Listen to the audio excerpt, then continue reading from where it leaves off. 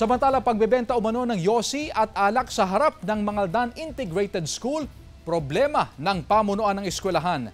Sundan sa report ni Jewel Fernandez.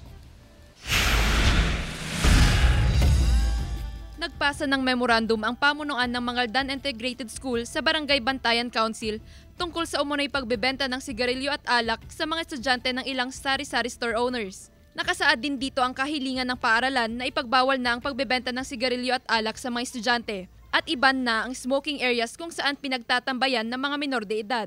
Ayon sa presidente ng Barkada Kontra Droga ng nasabing paaralan, may mga natanggap kasing ulat na may mga negosyanteng palihim na nagbebenta ng sigarilyo sa mga estudyante. Siyempre, sa labas sila ng school, wala po tayong jurisdiction sa kanila.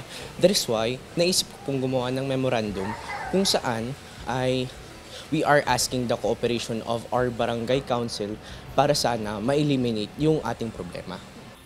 Siyempre, i-ano namin yung awareness na bawal yung mga kabataan, minors na bibili pa ng mga ganyan tapos sa mga health issues.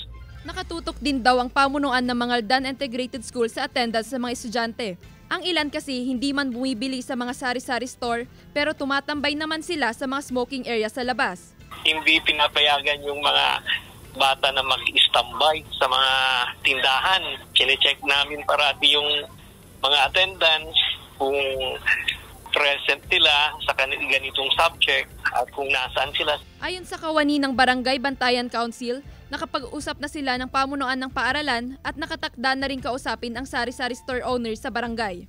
Nasabihan na rin namin sila tapos kailangan talaga nilang tumalima dun sa batas. Tapos talagang bawal po talaga sa ang pagbebenta ng alak tapos yung sigarilyo.